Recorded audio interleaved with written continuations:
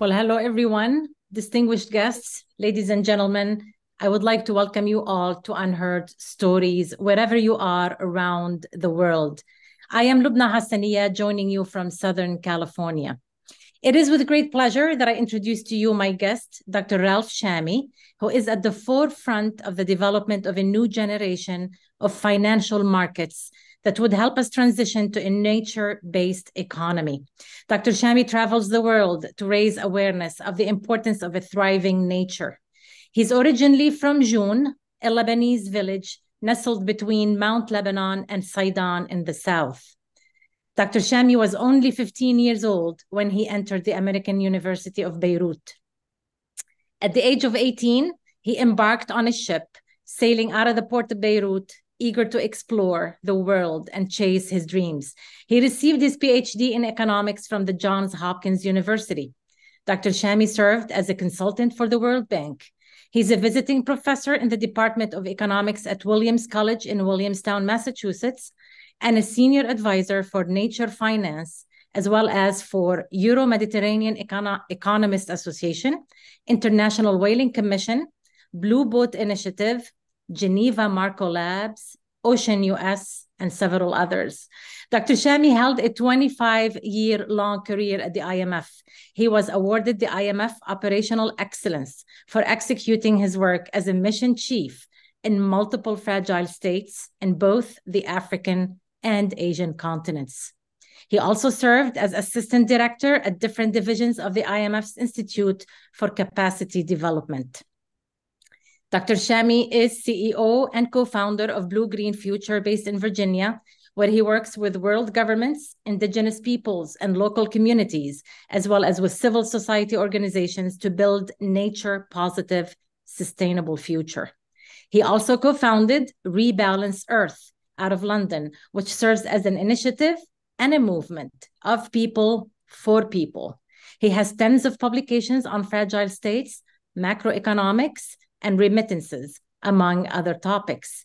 His most recent publications focus on nature markets, science-based finance, and valuation of natural capital. Now, without further ado, let's meet our guest. Hello, Dr. Chami. Hi, Loubna. This is a huge billing. Yes, of course. I can only live it down. Yes, no. There's more to come. Trust me. Thank you for taking the time, Dr. Chami, to be with us. We appreciate it. Dr. Chami, to put things in perspective, in Hadar, Ethiopia, a groundbreaking discovery was made when archaeologists unearthed Lucy, one of the oldest human fossils ever found. They dated her at 3.2 million years old. Now, for millions of years, nature has sustained us. Fast forward to 2 weeks ago, at the United Nations General Assembly, John Kerry, the US Special Presidential Envoy for Climate, issued a dire warning about climate change when he declared, and I quote him, "We are at a moment which is one of the most dangerous in all of human existence on the planet."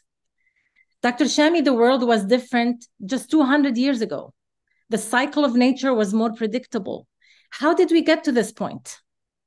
Wow. How much time do we have? Okay. So if I were to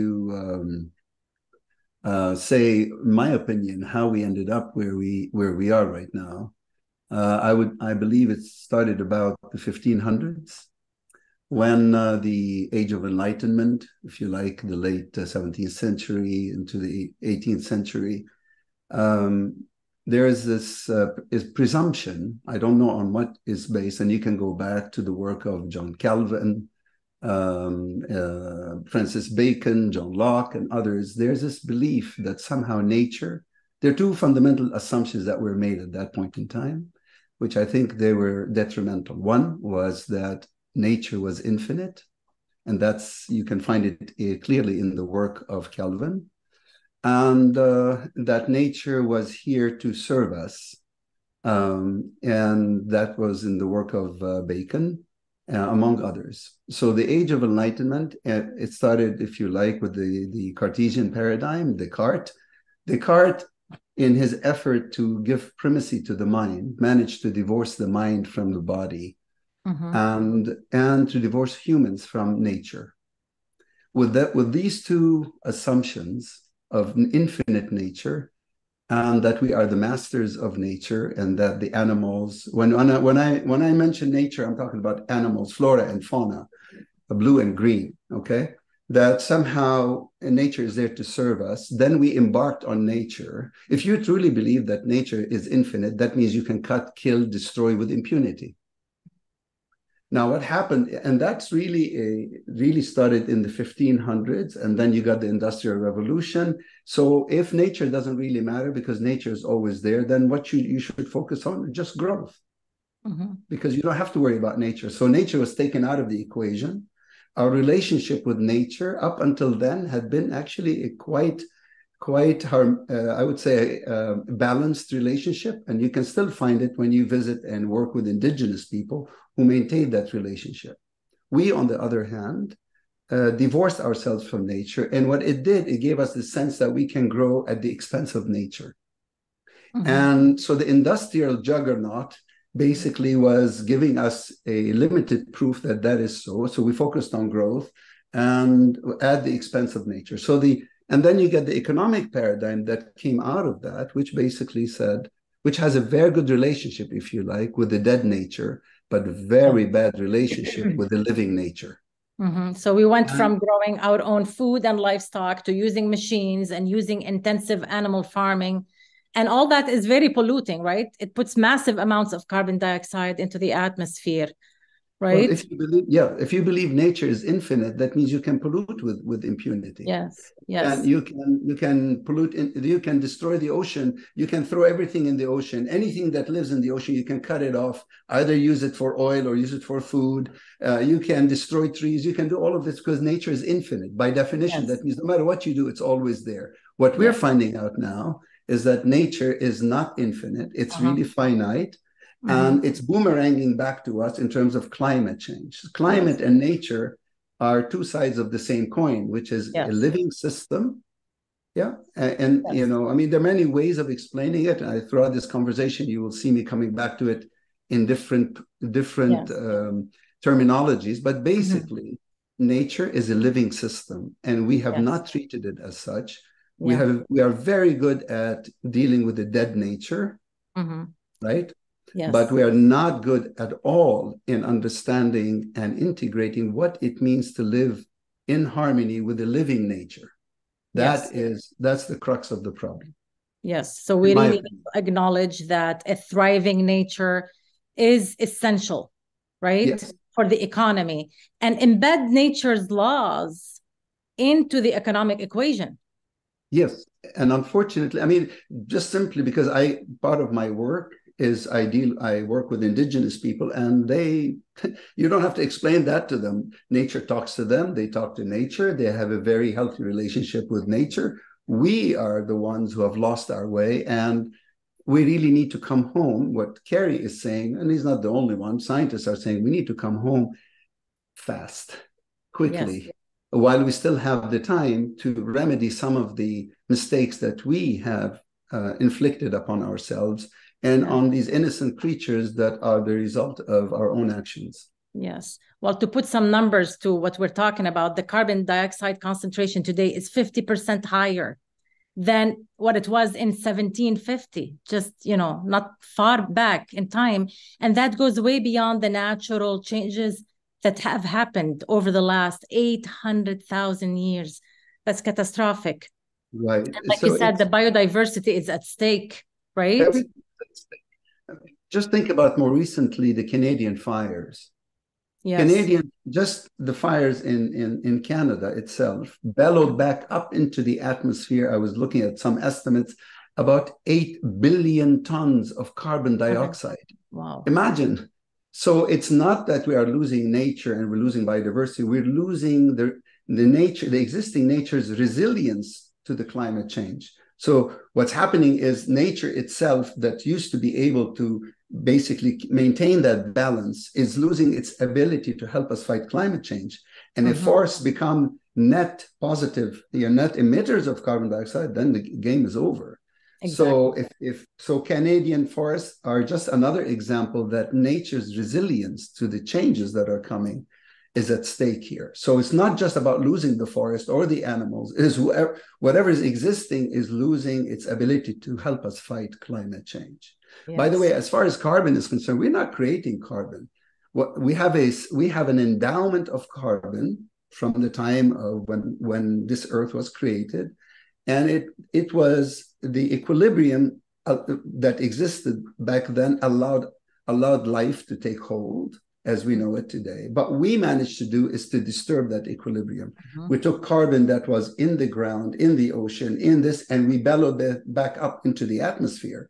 Yes. So what we've changed that chemistry, and now that chemistry is not conducive for human life. It's Mm-hmm. conducive for other lives, but certainly it's not conducive. So when we talk about climate risk, it's risk to us because nature will exist in one form or another, but we may not be here long enough to be able to adjust to the coming change. So it's our story. It's Yeah. our predicament. We need to do something about our own behavior that is accelerating what would have taken maybe thousands and hundreds, thousands of years. Mm-hmm. We're changing them within our lifetime. Yes, and there is another dimension to this because climate change and the loss of biodiversity are also putting us at a financial risk that can no longer be ignored. The White House announced that weather disasters are exacerbated by climate change and that they could cost the US federal budget about $2 trillion each year by the end of the century, which is a 7.1% loss in annual revenue. That's a big deal. Yes, of course. I mean, there the messages are coming from all over the place. I mean, look what's happening in California.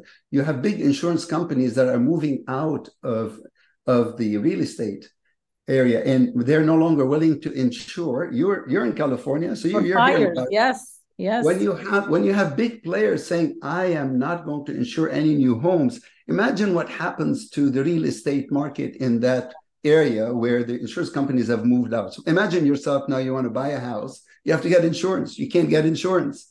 So any business related to real estate is going to feel the brunt of it. But the question is, why is it that insurance companies who have a wealth of data, who can calculate all kinds of probabilities, which allows them to come up with a premium, have figured out that there exists no premium that would compensate for the expected losses that they're seeing down the road? So even if the government are caught up in world politics and domestic politics, the business entities themselves are seeing how the change that's coming is affecting their bottom line, and they're trying to figure out what to do with it. And in the absence of an overall agenda of how to deal with this, what you're seeing is markets are going around saying, okay, I'm going to do this, I'm going to do that. Each one is doing something, but there's no cohesion really. We will be talking about that, the gaps. There's so many gaps in the whole process. Now, before we discuss solutions, Dr. Chami, let's talk about global awareness and how today's threats, climate change, and loss of biodiversity are being tackled on a global level. In 1992, the world came together with the United Nations Framework Convention on Climate Change, and countries did agree at the time that a concrete action is needed to stabilize the concentration of greenhouse gases. But not much was accomplished. And then fast forward to 2015, close to 200 countries came together and met in Paris and produced what we call the Paris Agreement. What does the Paris Agreement acknowledge? And what goals does it set for the countries involved? In brief, when they met in 2015, we had accumulated enough evidence that if we don't change the way we behave, we are going to get to a point where our climate models cannot predict what is going to happen next. And they came up with this idea of we cannot breach the 1.5 degrees, additional 1.5 degrees, because simply the models that exist are not able to predict. You see, there's a difference between risk and uncertainty. We can price risk, we can handle risk, but when there's uncertainty, that means you cannot even place a probability on something. And then what do you do? So they realized that something needs to be done. And of course, they hug each other and they sang Kumbaya and this, and they made commitments. And the commitments were made that by 2050, we need to do something with the carbon dioxide, well, let's say the GHG gases or the carbon equivalent of it. And countries made commitments. However, these were voluntary commitments. No one was basically being penalized if they didn't. So and they made commitments that by 2050 we need to do something. We should have done something. We will have done something. Okay, but that was predicated on actions that should have been taken. Except that the moment they left the room, everybody went back to business as usual, and we continued polluting, extracting, destroying with impunity. Now, when you make a commitment in time, that time can move against you. And so when you say by 2050, I will have achieved something based on actions I'm taking today, and you don't do it, suddenly it's a train coming at you and it's picking up speed. So it became 2040. So there was panic. And if you look at the evolution of the narrative, you could see that suddenly they were talking about 2040, we have to do something, and they still met, hugged, kissed, and no one did anything at the governmental level, at the global level. Okay, there was always community level action being taken, but not of scale that would change the mathematics of what we're dealing with. And suddenly now, if you look at the IPCC reports, the AR6 reports, many other reports, they talk about 2030, because it's really the day of reckoning is moving fast towards us, and we need to do something. So it's quite urgent. Now, one thing about carbon, if you allow me just quickly, because there's a lot, I hear, the people mean well, but there's confusion in the language. When we talk about carbon, people think about carbon emissions. We need to reduce emissions, right? It's called avoidance of carbon emissions. But there's also carbon that is already in the carbon dioxide, is already sitting in the atmosphere. That's the stock of carbon. See, that's the beauty of having studied, sciences and economics. We distinguish between stocks and flows. It's very important. The untrained, usually they mix the two. So when a company is polluting, that is a flow of carbon dioxide into the atmosphere. So think of it of a tap that is running, instead of water, is running carbon dioxide into a tub, which is the sky. And that tub is almost full, brimming with carbon dioxide. So we have two problems. We have a problem of emission, and at the same time, the tub is full from previous emissions. That's the stock.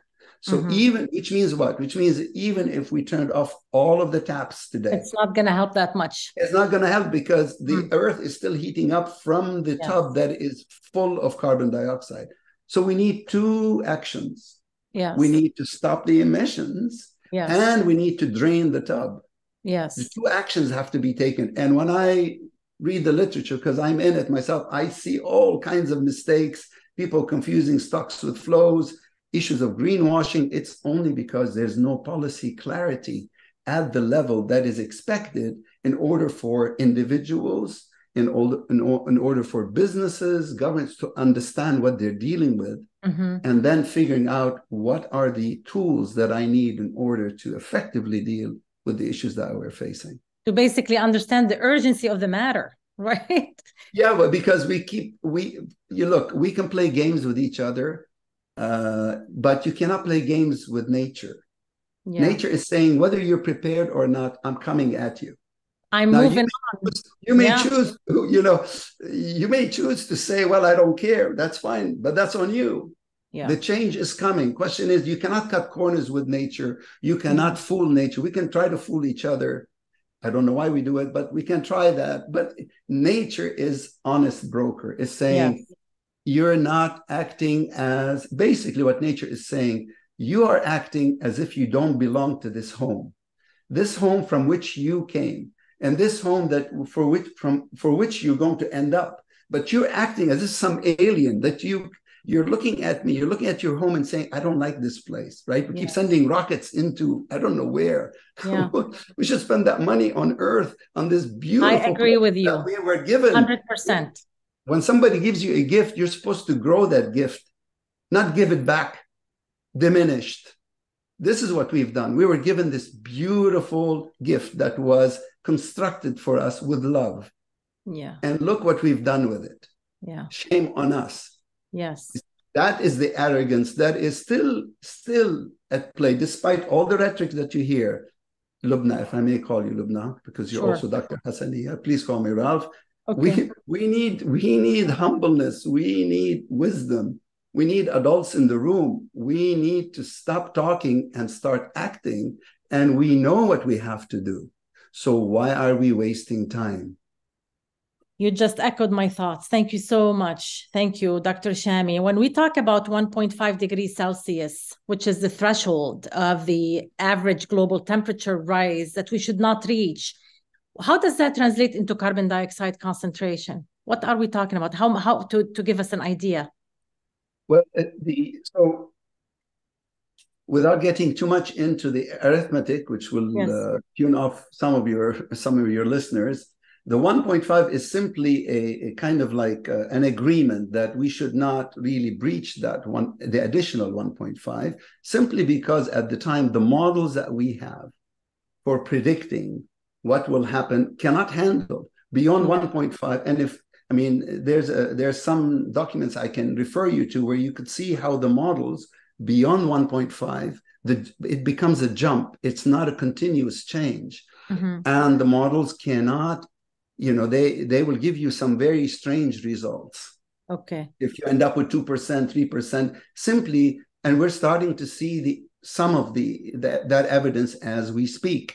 It's not only the frequency of the calamity or the change, but the amplitude of it.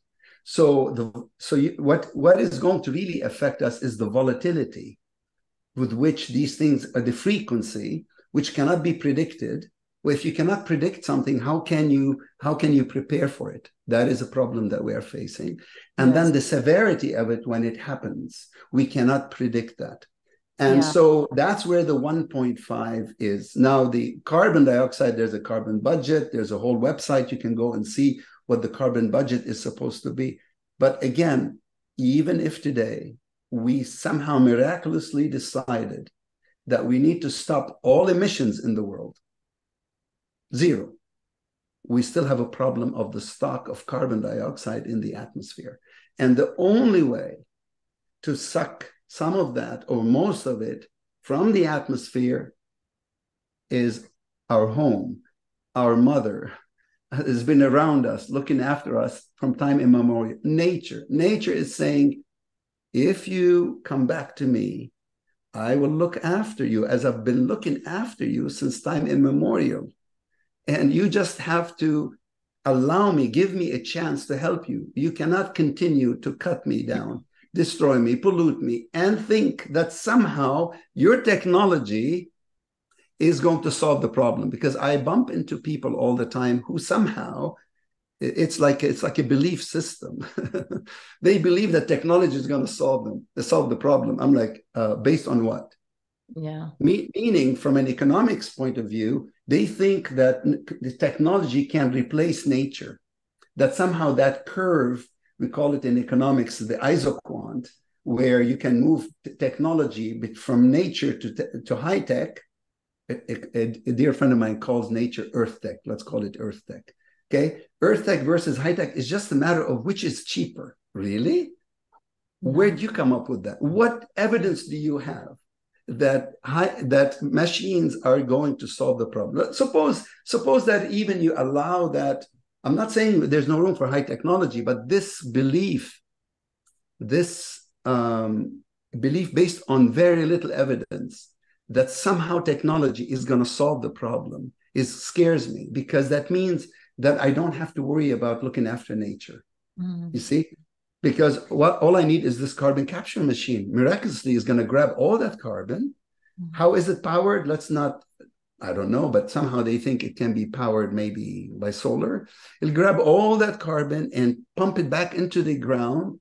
And then we can continue to pollute and destroy Mother Earth with impunity. Whereas the other one, which we call it nature-based solutions, is saying, if you allow nature to come back, if you protect and restore nature, nature, this is science, it's not me. IPCC report 2022, AR6, and all of the other will tell you nature can help reduce climate change by as minimum 38%. But things are not linear. So once you allow nature to take a breath, okay, nature will surprise us, not only by just grabbing carbon, because remember, it's not just about carbon. We are losing species.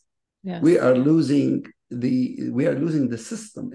There's a system at risk here. It's not about a tree. It's not about a mangrove. It's not about an elephant. It's not about a whale. It's about the web of life that is a balance. Absolutely, which we are losing. Yes. And when we talk nature, we're not only talking about dry land, we're also talking about the oceans. The oceans have an incredible capacity to absorb carbon dioxide. Dr. Chami, one day the ocean spoke to you and you paid attention. From that day on, you felt compelled to realign your interests. You have a fascinating story, Dr. Chami, about your encounter with a whale, and how did that come about, and what amazing findings came out of it? So I was a mission chief for fragile states for 5 years, and division chief for fragile states also for that length of time. And the work was intense. And at some point I got really, really tired. And I hadn't taken a break. Make a long story short, I bumped into a friend and she says, "You look very tired, Ralph." I said, "I am very tired." "Why don't you take a break?" I said, "Yes, but I'm not the type to go sit by, by some beach and read a book. It's not my thing." And she said, "What would you like to do?" I don't know why I said it. It just came out of me. I said, "I'd love to see the great whales. I want to." Now, it could be that because I was a big fan of Jacques Cousteau and Sir David Attenborough and Sylvia Earle. These were my heroes. Okay, other kids had other heroes, but these were really my heroes. And I love these programs. Yes. And she looked at me, and that was a surprise. I had known my colleague for many years, and she said, "I am part of a group that studies the blue whales. Would you like to come on our ship?" I'm like, "Wow, sure, but I know nothing about whales." She said, "No, what matters, do you know how to swim? Yes. Know how to dive? Yes. Do you get seasick? No, not usually." And so I ended up, as most people know, I ended up on this boat with a bunch of whale experts and scientists who were studying the great whales, in particular, the blue whale. Mm-hmm. Now, I was lucky. Maybe I was lucky.Maybe it's divine intervention. I don't know what to call it at this stage. But on my first outing, literally on my first outing, remember, we IMF guys, the people make fun of us that we live in suits. In fact, it's true. When I retired from the IMF, I realized I had 20 suits in my closet and very few fun clothes. So here I am on a boat with a bunch of strangers. And I'm in a t-shirt and shorts, and I'm thinking, what am I doing here? What kind of a crazy idea led me to here? This is Sea of Cortez. And lo and behold, I hadn't finished that thought. And this, I don't know what you want to call it, this incredible being came out of that water next to me. And that everything changed, to tell you the truth, because in front of me was about 110-foot long blue whale. Remember, we are in a 25-foot boat. So the first thing came to mind is, Jonah's story must be true. She's going to just swallow us. Yeah. Except we're not going to be so lucky to come out. We're just going to disappear. But I felt no fear. No fear. There was no hesitation, no fear. She came up in front of us. She was feeding, and she went under the boat, around the boat. And with every breath that she took and every time she exhaled, it's like, what is this? I kept thinking to myself, where have I been all my life? How is it that I thought I was an educated person? How is it that I didn't know you even existed? By the way, she is larger than any creature that ever lived. Just to give you an idea for your audience, when you have a whale of that size, it's not only the length, it's the volume. You can fit an African elephant in her mouth. It would disappear completely. Wow. Okay? Her tongue is bigger than a bull. Her heart is bigger than a Volkswagen van. I mean, this is the size you're talking about. And I'm in this little guy in this little boat thinking, what's going to happen next? Nothing happened next. And from then on, there are moments in your life where everything changes for you, and to each his own or her own. For me, that was it. And then at night, we were all sitting together, and I had nothing to add to this conversation. This is among whale experts. Literally, I was having a glass of wine, and I was trying to get into the conversation, and I overheard them talk about carbon. So I was just trying to get into the conversation. I said, oh, but we're all carbon units, right? My first degree was in sciences. And they said, uh-huh. And I said, so what's so special? They're like, you really think you have enough carbon as much as a whale? I said, no, obviously not, but what we're talking about. And so one of them said, why don't you go read the paper by Andy Pershing of 2010? Since you're a researcher, why don't you go? So as they all were sound asleep at night, I was in my room on my iPad downloading one paper, read it. It was literally the first table in his paper changed everything, because I was looking at the 9 species of the great whales and how much carbon they have. Now, of course, we economists and finance people, we always ask, what is on average? We like to say, what is on average? Scientists don't think like that. So there's a lack of the language is not the same language. So I wanted to understand just quickly, what are we talking about? And I realized I had to construct it myself. So I had to construct on my iPad Excel spreadsheet and input, weighted averages of size and all that stuff. And I hit the button, and it was 9 tons on average. And I felt, literally, physically, I fell off my bed. And I got back, I'm like, I must have made a mistake. So I went back into the Excel spreadsheet. No, there's no mistake. Okay, that's carbon. But what about carbon dioxide? Well, you have to multiply by 11/3. By the way, this is just average. I mean, the margin is wide, and it's 33 tons of carbon dioxide. And I thought, wow, now how many trees is that? So I had to count. By the way, I didn't sleep that night, as you can imagine. By the morning, I was like, oh my goodness, one whale is equivalent to 1,500 trees. What else does this whale do? You see, it started. So the next day, it was a rough season. We couldn't get back on the boat. So I went for a long walk trying to understand, am I making a fool out of myself? I have to go back and ask these guys this question. I want them to say, like, what are you talking about? Anyway, they didn't even wait for me, because the next night, again, I'm on my 3rd glass of wine, and I hear them saying to me, they're discussing among themselves something called upwelling, something called conveyor belt. So exactly, something called, and I'm like, what are you guys, whale pump? I said, what is a whale pump? I mean, I have a different image of a whale pump. And so they basically were explaining to me that the whale feeds on the krill. Okay, so these magnificent, huge animals, right? Some are called baleen, many of them called baleen. They don't have teeth. They have like a sieve. They open their mouth, they gulp in all that water, and then they close the sieve. The water gushes out, and they trap krill. So imagine this largest creature on Earth is eating one of the smallest creatures on Earth, right? And so imagine a triangle in your head. Just imagine that, because that's how I solved it. The base of it is a whale eats krill. The krill eats phytoplankton or zooplankton, and for phytoplankton to survive, it needs nitrogen, phosphorus, and iron.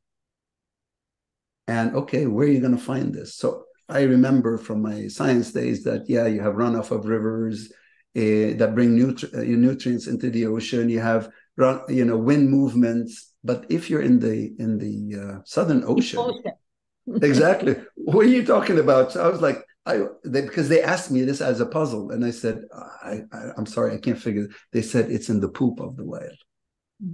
And of course, I should have known that, because I could smell and see the poop of the whale. It's orange, dark orange, which is presence of the iron in it. And turns out that as the whales move, by the way, there's a brand new paper I just put on LinkedIn by top-notch scientists showing what happens. It's called movement of nutrients, vertical, because the whales dive and they move up and down. They move the nutrients up and down, and they calculate. This just came out 2 weeks ago by a bunch of scientists, showing how much of the nitrogen and the phosphorus is brought up to the top, so that phyto could feed on. due to the movement of the whales. Also, the whales move laterally, and also they bring in nutrients along the way. So imagine this amazing web of life. The whale feeds on the krill feeds on phyto, and the phyto needs the fecal plumes of the whale, which means that the whales are very smart. They, by defecating, they fertilize the phyto. When there's more phyto, there's more krill. There's more krill, there's more food. Now, for my purposes, when I was sitting with them, I said, wait a minute, I know that phyto grabs carbon. They said, and I said, so if the whales are fertilizing phyto, that means the whales are indirectly helping phyto grab more carbon. So there's a delta there. They said, yeah, and I said, has anybody calculated how much a whale is capturing carbon on its body, right? And then it respires, so it loses some of it. And then it fertilizes phyto. They said, no. Why? That's it. That's where the science stopped and the economics came in. I said, why? Oh, well, I'm sitting at the IMF, and the IMF is trying to calculate, it's trying to tell the world what ought to be the price of carbon so that people would change their behavior. At the time, the price I recall was about $50 some that my own institution was advocating. So in my head, I thought, wait a minute. So I said to them, if I can figure that one out, I can figure out what is the value of the carbon sequestration of the whale. Of course, they were not thinking, they don't think like me. I mean, there's our scientists, hardcore scientists, like, what are you talking about? I said, look, suppose the whale is like a living machine that grabs carbon. Okay? And that machine, you would pay a rental rate. You would rent it out to capture carbon. So if the whale could speak our language, because they speak a very sophisticated language, was not the human language, I was guessing she would say to us, why don't you guys pay me for my services? I'm grabbing carbon on your behalf, and you need me to do so. So what would be the salary that we would have to pay her? Literally, that was going on in my head. So when I explained that to them, they said, why would you want to do that? I said, because if I were able to do so, I would be able to attract an audience that cannot access your science. You're writing papers in Nature and Science and oceanography and all that stuff, but us folks don't read those. And we never hear those voices. So if I can take your science, translate it into a language, then now the rank and file people can hear, and therefore suddenly nature becomes visible to them. Literally, that's how I was thinking about it in my head. And they said, can you do it? I said, I can certainly try. Of course, it took me, 2 years to do it because I had to read all the literature, the available literature at the time. And my colleagues, Tom Cosimano and Connell Fullingcamp, he was at Notre Dame, and Connell is still at Duke. We worked together on this to figure out how best to calculate, first of all, what would be the carbon flow that is being absorbed by the whale in stock and in flow over her lifetime. But keep in mind that a whale gives birth, so you have to keep track of the overlapping generations. So it's not a trivial exercise. And then figure out what is the value of that service. And I knew that at the time we were only capturing one of those services, because whales, when I was there, because I went for 3 years to study the blue whale, okay, 2017, 2018, 2019. I was supposed to go in 2020, but I couldn't. Anyway, when you see a whale feeding, my goodness, it's a whole village is feeding. The birds are feeding, the dolphins are feeding. It's not just, and so the whale, that's why we refer to the whale as a keystone species. Okay. And what I've learned from my dear friends, the Maori people, is how important the whale is to the ocean and to the people beyond the carbon. The carbon for me was just the way, because there's a price in the market for carbon. And if I did not want to make up my own price, because people say, who is this guy to come up with a price? I wanted to use a price that was already there, so I didn't have to argue over the price. All I would have to argue is, are you capturing the flow of carbon that this creature is producing or is sequestering, right? So it's over the flow, not over the pricing. And by doing that, suddenly, when we wrote that paper, everything changed. Everything changed. And you can say, well, did you know? I had an inkling that I was deathly scared of publishing that paper. I sat on this results for about a year because I kept thinking to myself, who am I to write about this? I'm not an environmental economist. I have a lot of respect. We're professionals, so we respect each other's disciplines, and we try not to sort of suddenly say, well, I'm going to write a paper in environmental economics.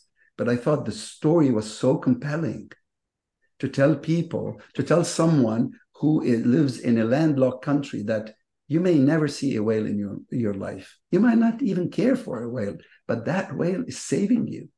That whale is part of the web of life. That whale is not just about big and jumping, swimming. No. That whale is part of this beautiful breath that nature takes. And so we cannot afford to lose that whale. And so writing the paper, we wrote it 18 times. 18 times. We didn't know how to write the paper. What are you writing about? Are you writing about the whale? Are you writing about carbon? Are you writing about the ocean? Are you writing about climate? What I discovered when I was writing it, because I was new to this area, I'm not into the climate. I'm a fragile states, remittances, banking guy, financial guy. I realized that the two camps were so siloed, Loubna. It's incredible. So the climate people at the time never thought, we're not talking about nature at all. They just talk about, I don't want to name names, but very famous people. You can go back and look at their lectures. They don't talk about nature as if climate just happens. And then you go to talk to nature people, and it's all about nature, very little about climate. Mm. And that was, I presented at COP25 in Madrid. That was, when I showed up, it was all about climate. People were saying, what are you doing here? Talk about whales. And then I went to Marseille, and it was all the nature people were there. This is the IUCN meeting. It was all about nature, but the climate people were not there. COP26, it dawned on them that the two are related through human activity. At COP27, it really came home. Oh, the oceans, 4/5 of the planet is not only a victim of climate change, but perhaps it may it plays a key role in saving us. Imagine where we are, that we really have to make the case for the ocean. Can you imagine? We have to make the case for the ocean, 4/5 of the planet. Sorry, you asked me a short question.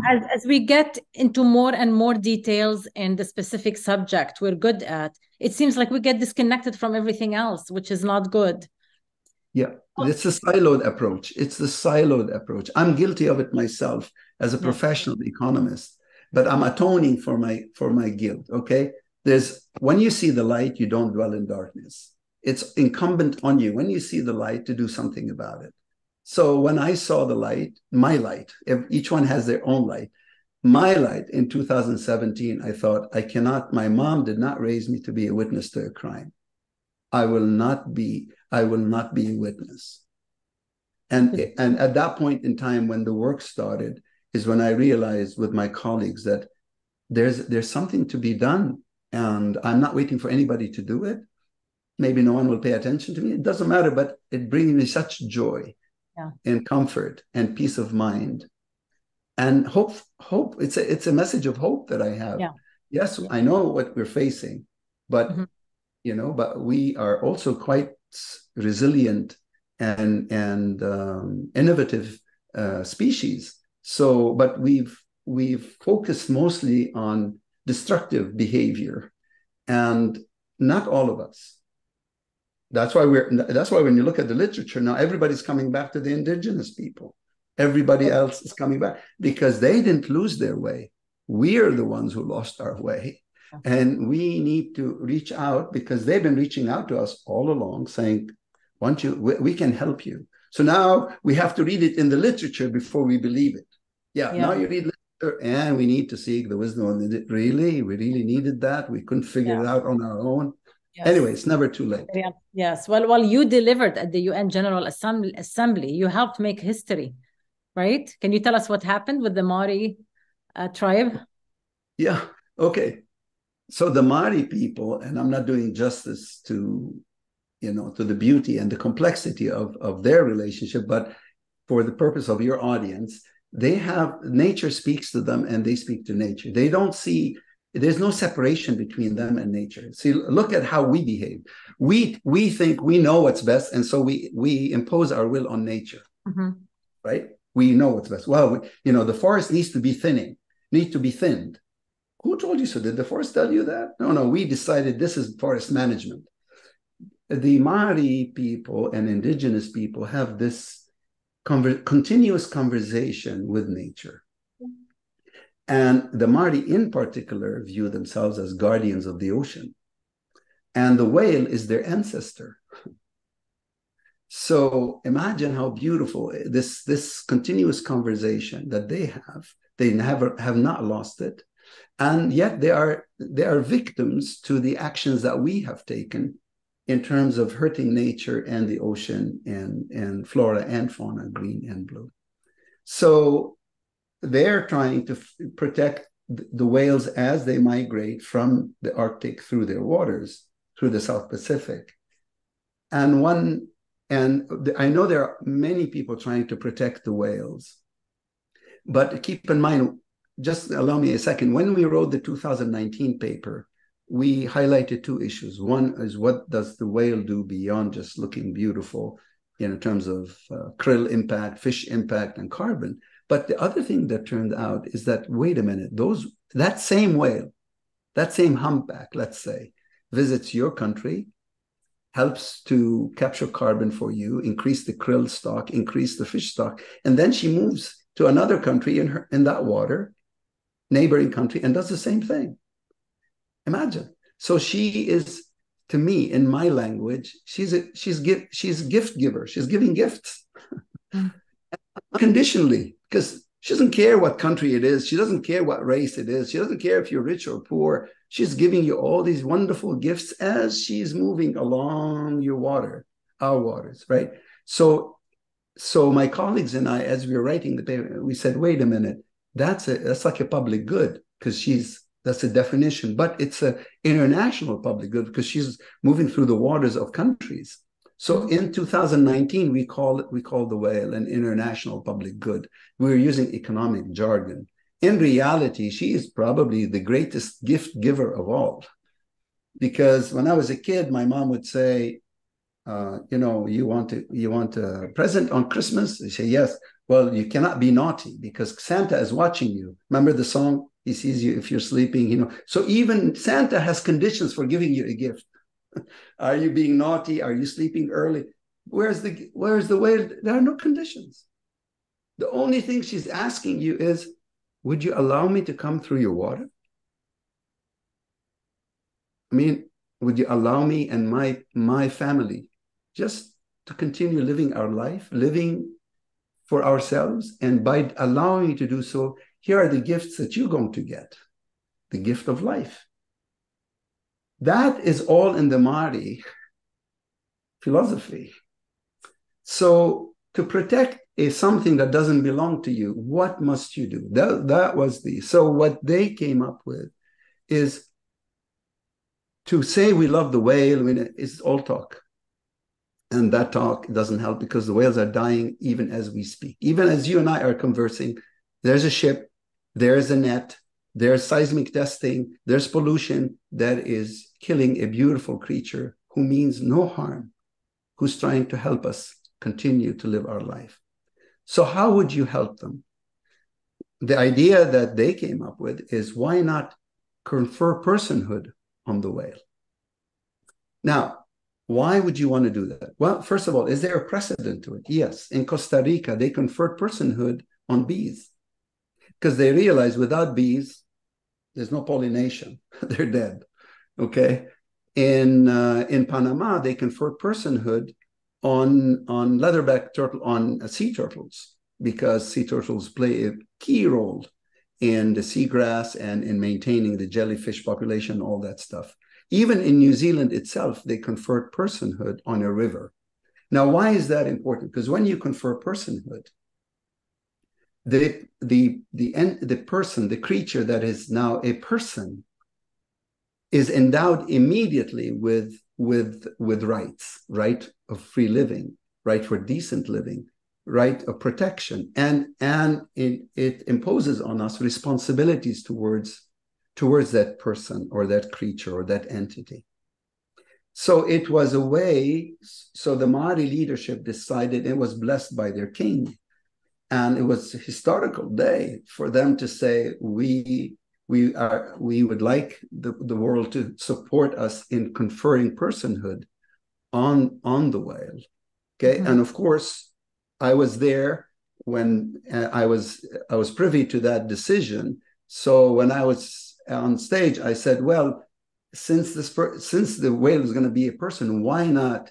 And since the whale belongs to everybody because she moves, why not declare the whale the ocean ambassador to the United Nations? It's the best ambassador of the ocean. It's charismatic. She's a person. She has rights. And if she becomes an ambassador to the ocean, to the United Nations, she gets that red passport. I used to have the blue passport, right, of the United Nations. And what that does gives you all kinds of immunities and protection. It was just a way of basically saying, you cannot hurt the whale anymore and get away with it. Because the reality, Loubna, is today, as I speak to you, people have heard me say this, but it's true. A ship right now can skewer that beautiful blue whale that I saw, pregnant with a baby, skewer it on its bow, and sail into the harbor of Los Angeles with impunity. You want to write a song about it? Please go ahead. You want to write poetry about it? Please go. You want to proselytize some more? Be my guest. None of this is going to make any difference. What's going to make a difference is you hit that whale. That whale is a person. There's a penalty. That penalty is a monetary penalty, legal penalty. Suddenly, why is that important? Because now the captain of that ship is going to say, wait a minute. When I was sailing the oceans, there was a whale. No one cared. Yeah, they write songs about the whale, but who cares? I'm going to hit her because I don't want to be late to the harbor my ship. Exactly. But now, if they find out, if the Māori people find out that I hit that beautiful whale, they're going to come after me legally and financially. But more importantly than the captain of that ship, remember, every ship is insured. Yes. That's what I was after.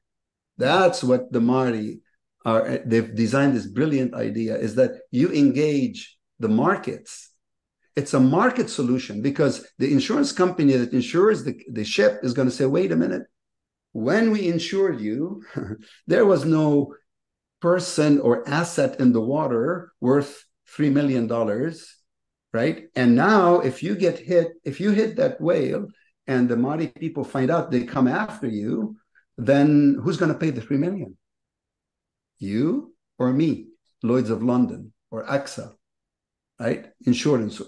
Then what that means, now continue, it's a dynamic game. Then the insurance company says, wait a minute, since it's an asset or it's a person, we're going to raise the premium on you, on the owner of the ship, or you're going to install a device on your ship which will keep your ship from hitting that whale, which is what we're really after. Good. And if you tell me, is this happens? Of course, happens all the time. That's why you and I have an anti-theft device on our cars. Each one of us have an anti-theft device in our car, right? Why do you think we have it? It's not to protect you or me. It's to protect the insurance company from having to pay for a new car if your car is stolen. And if you install that anti-theft device, they reduce your premium. Yes. Right? So this is the thinking of the Māori behind, aside from the spiritual and recognition of the importance of the whale to humanity, to them and to humanity. Yes. There's a deep thinking behind it that, okay, by doing so, we actually conferring personhood, giving, a diplomatic status, if you like, then we are making the protection of the whale, in this case, more effective. Yes. Sorry, long answer. No worries. And you also did work on the African forest elephants, yes, seagrass, and you discovered that, you know, their carbon sequestration services are worth millions of dollars.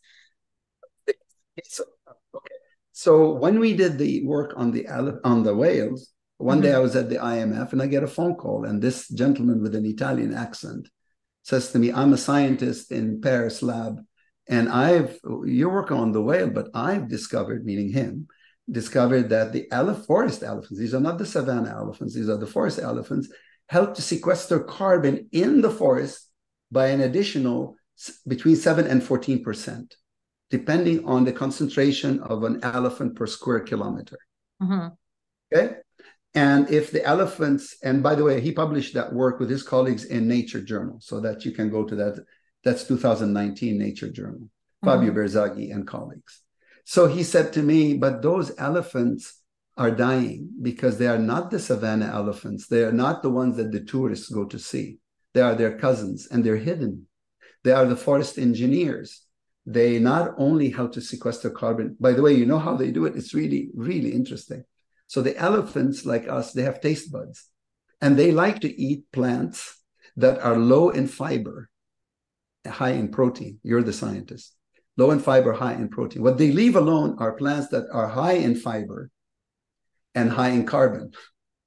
So by choosing to eat certain types, and as they walk around, but this is all described in his work. This is not my work. And the way they walk around in the forest, they traipse on small shoots, allowing older shoots more space, more water, more sun. And they eat certain plants which have seeds that no one else can digest except the elephants. So they fertilize the forest. So in one paper, which is in Nature, followed by a Proceedings National Academy paper by Fabio and colleagues, they document the role of the elephants. Now, what he was telling me is, despite this amazing contribution that they make, they're dying. Can you help me?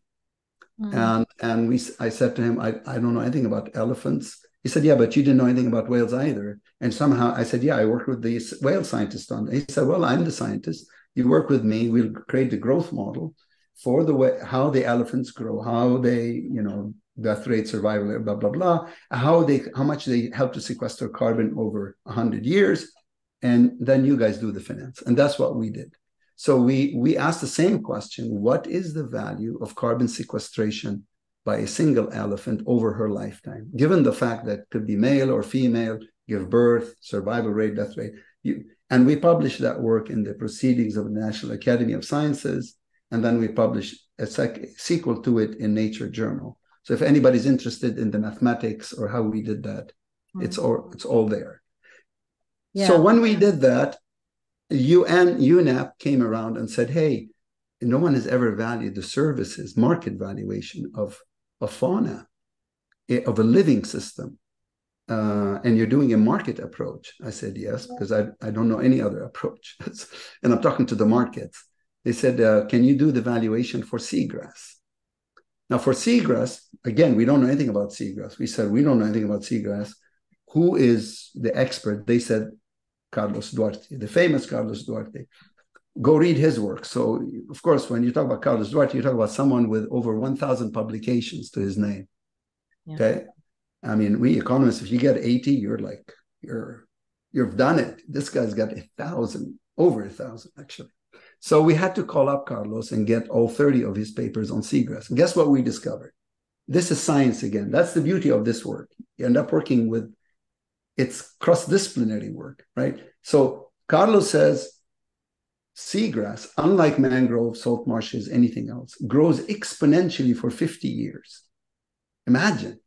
And then at a constant rate forever. Science published in the top journals, multiple papers on this. Okay? So imagine if you had a I remember reading that paper thinking to myself, wait a minute.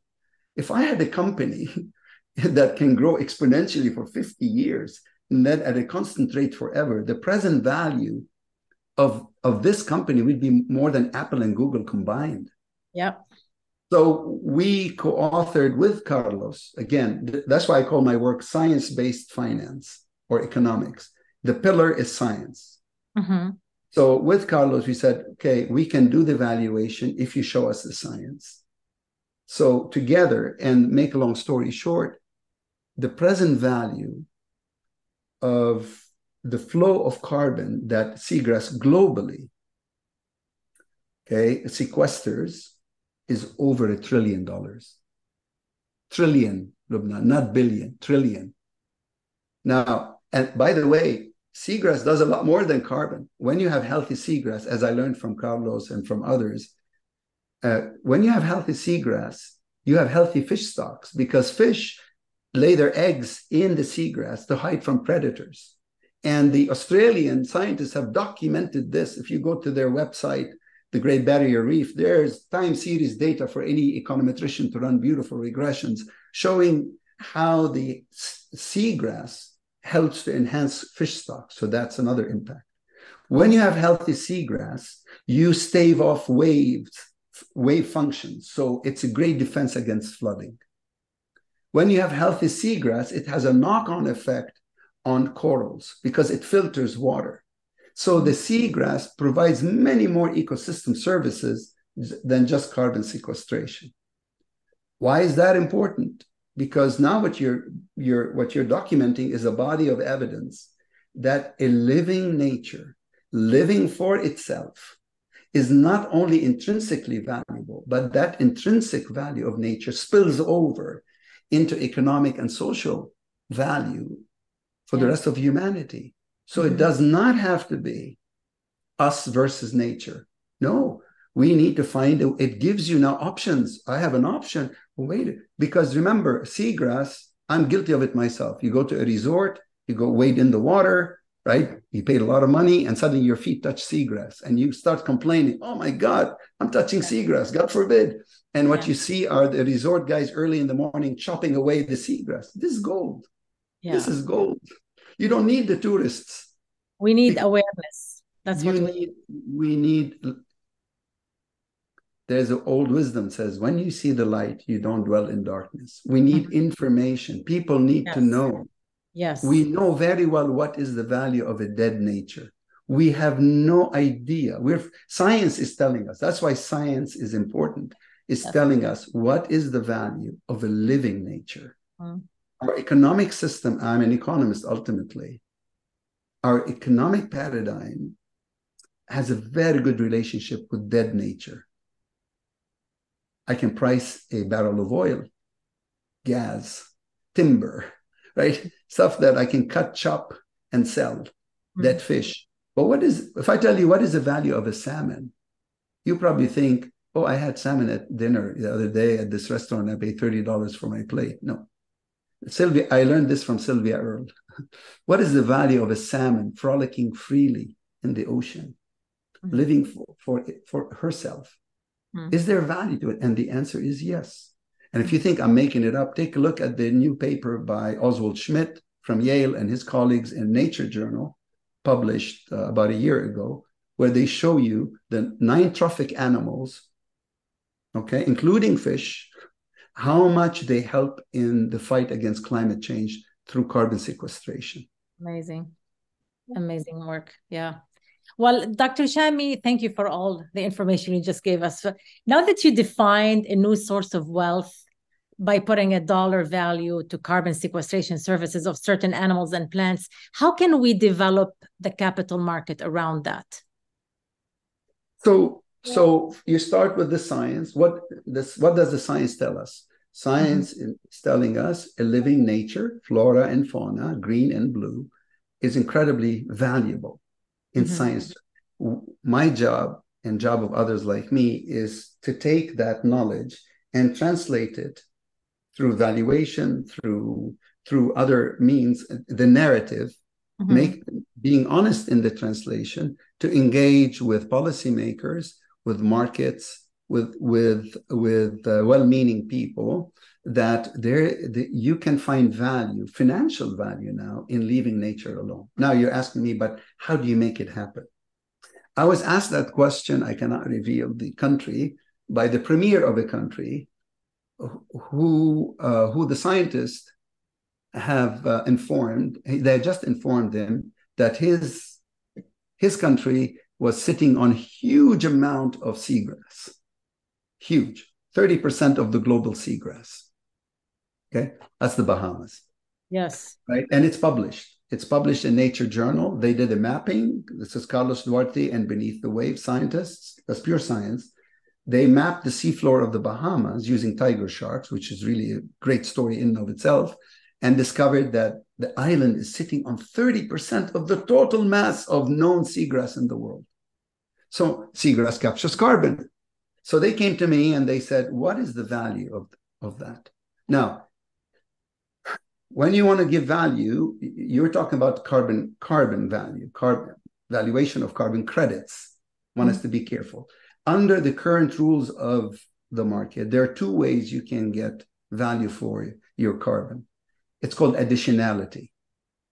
Now, additionality works like this. If you had a field that was this big and you lost a lot of it and you're trying to restore, it's called restoration, that delta generates carbon credits, which is ton. One credit is 1 ton, let's say. You can sell those. So the stock has no market value. The flow has value. Mm-hmm. Or if you have a field of seagrass or salt marsh or mangroves or forest, and it's under threat, meaning if you don't protect it, it's going to be lost due to human activity. Okay, dredging, development, all that stuff. That percent that you're trying to protect, that delta, you can sell the carbon credits for. In the case of the Bahamas, that they're sitting, I still remember the numbers, on 93,000 square kilometers of seagrass. It's incredible. And they can go up by another 40%, by 40,000, by 40,000, more than 40%. That 40,000 is worth about $150 billion, which if you were to divide that by the number of people in Bahamas, it would make Bahamas overnight one of the richest countries on the face of this planet. So the question to me was, first question was, why now? Why now? How can we realize this number? And the answer is, why now? Because the world has, remember we talked about 2015? Yes. The Paris Agreement, followed by commitments by corporations in the voluntary market to go carbon negative, carbon zero, carbon neutral.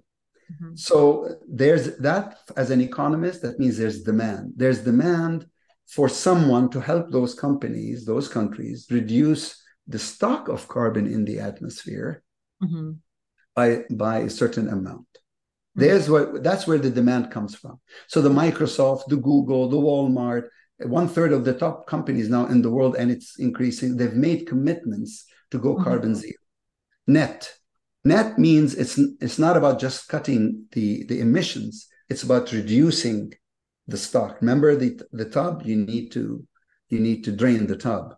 Okay. Now the question is, I'm Microsoft, I need to reduce my carbon footprint, but I don't have a carbon machine. So who can do it for me? So I'm the demand side. Theoretically, you can think, well, Bahamas can come along and says, I can reduce your carbon footprint. How much do you need to reduce? And Microsoft would say, well, my footprint, I'm just guessing here for the sake of the argument. My guess is I need 10 million metric tons of carbon dioxide per year.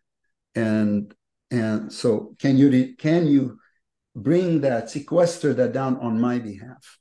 And the Bahamas would say, yes, I can do that by restoring my seagrass. Yeah. Or I could do avoided of loss, 2 ways. Okay. So that's the supply side. So now you have the buyer, you have the seller.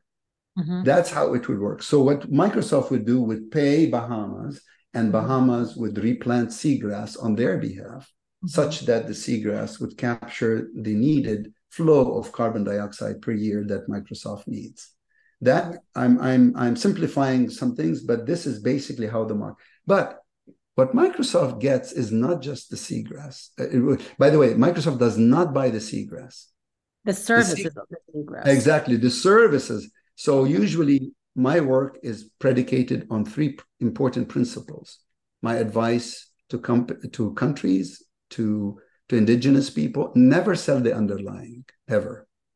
The reason is because we don't really know what is the true value of the seagrass. We just calculated the carbon value. So why would I want to sell something I have not realized its full value? Mm-hmm. Two, the money has to come back. So the money that Microsoft pays comes back to look after the seagrass in perpetuity. Good. Because if you don't look after the seagrass will not be able to capture the carbon that Microsoft needs to be captured. Three, the money has to come back to look after the local communities and the indigenous people, because they are the true stewards of nature. They're the guardians. And by looking after them, they continue to look after nature. By stabilizing, by creating resilience in nature, effectively what you're really doing, you're stabilizing people on their land.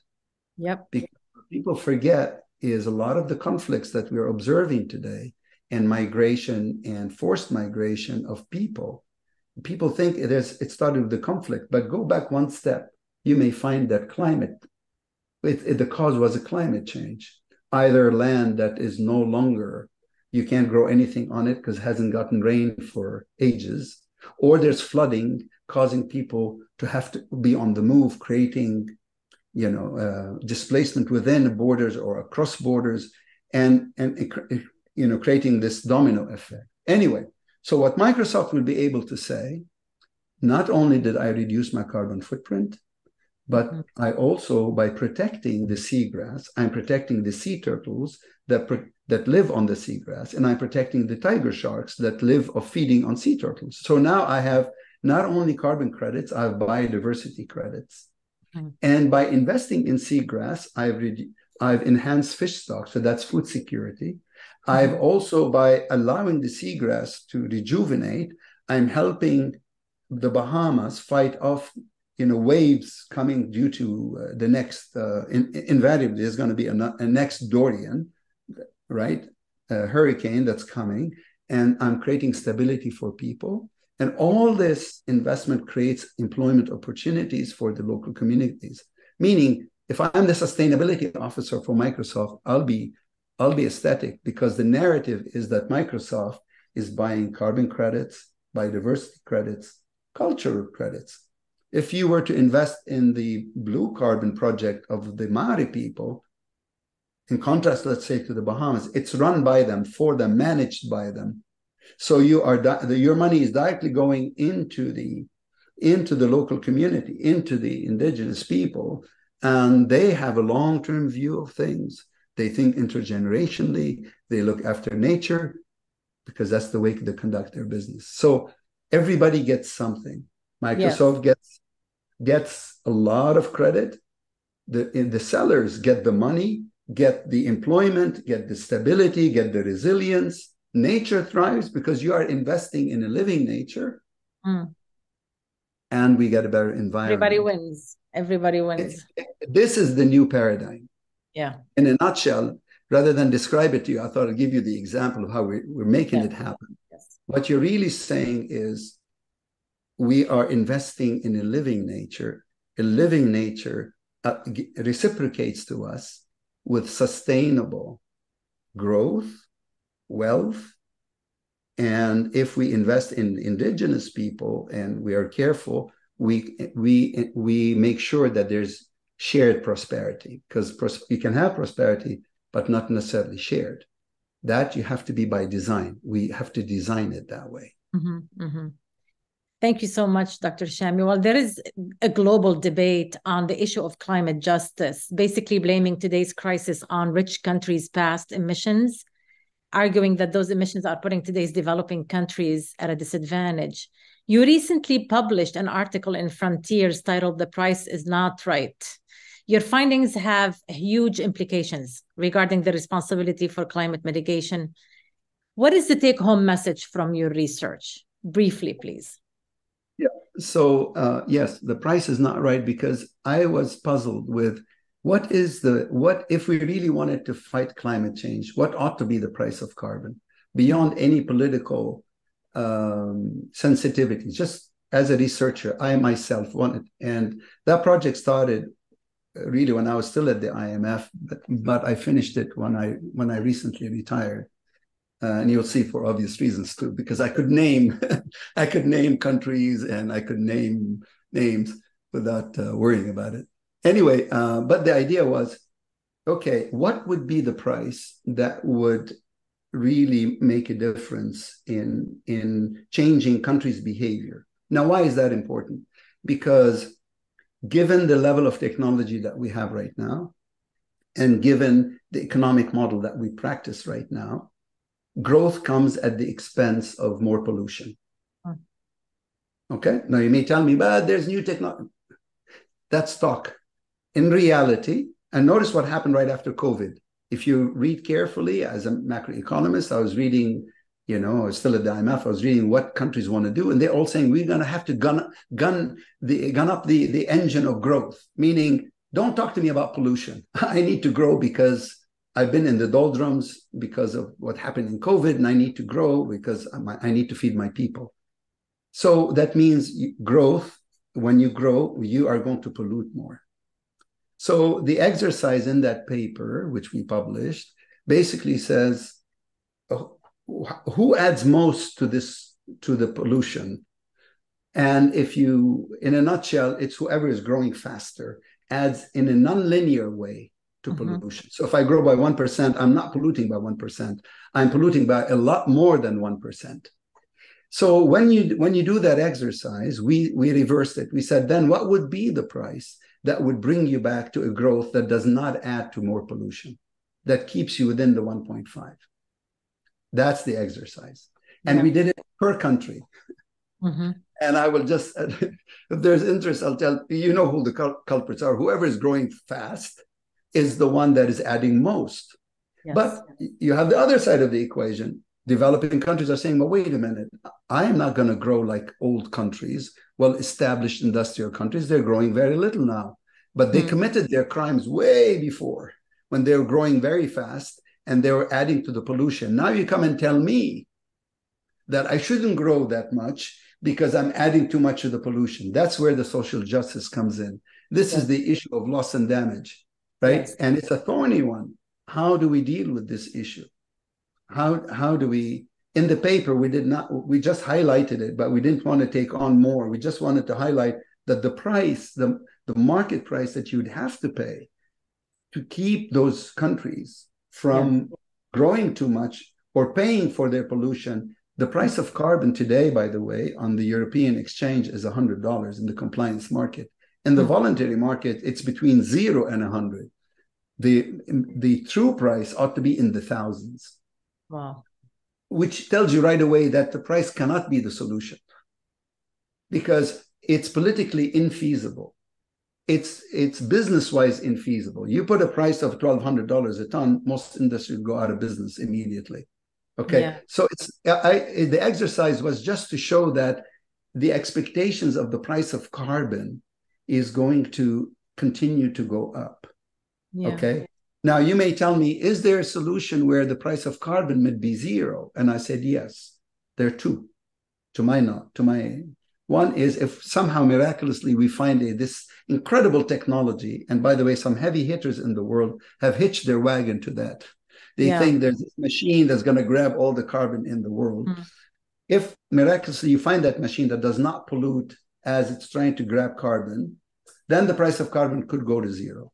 Yeah. But there's a scarier scenario under which the price of carbon could go to 0. I call this the Isaiah predicament. In the Old Testament, Isaiah was warning his people against misbehaving. He was saying, if you're debauchery and you're not paying attention and you're committing all kinds of things, be careful because tomorrow you may die. Yes. And they said, oh, tomorrow we're going to die. He said, yeah, okay, then let's have a big party today. So this is a situation that I'm scared of. Everywhere you turn, every time you switch on TV or anything, you hear bad news, bad news, bad news. If people get to realize that there is no vision, there is no tomorrow where we're going to live happily ever after again, then they will tune us out. Then why should I capture any carbon? It's the end of times.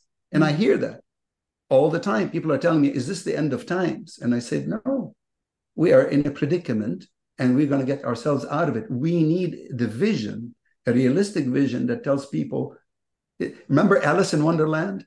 Yes. Quickly, Alice in Wonderland, when she was lost, right? She bumped into Dinah the cat and she said, can you help me? And she said, what's wrong? She said, I'm lost. And then the cat says, do you know where you're going? And Alice says, what if I don't know? And then the cat, the beautiful answer, then what difference does it make? Yeah. You see, we need to know where we're going. We need to be able to explain that in layman's terms to everyone, saying we have a vision of tomorrow. It's a beautiful vision. It's a vision that already is being practiced by indigenous people. We just happen to develop an amnesia for 600 years. And now it's time for us to come home. And we can come home. But we, as my mom used to tell me, stop dilly-dallying, get on with the work. So we need to stop talking and get on with the work. Up our sleeves. People tell me, oh, yeah, what about the science? Listen, man, we have enough science to know what we have to do. If you want to get something perfect, it's meaning you're telling me you don't want to solve the problem. Nothing is perfect, right? I studied physics in college, and everything I know then has turned out to be untrue today. Stephen Hawking, in his own book, he'll tell you a lot of things I thought was right were wrong. So science is cumulative. Knowledge is cumulative. Let's not use that as an excuse to delay what needs to be done. We know what to do. We just have to do it. What's missing at the global level is that global vision. Someone to articulate that. Yes. Thank you for all that wisdom you're sharing with us, Dr. Chami. What are you working on next, briefly? So I'm working with the Māori people and other indigenous people in the South Pacific.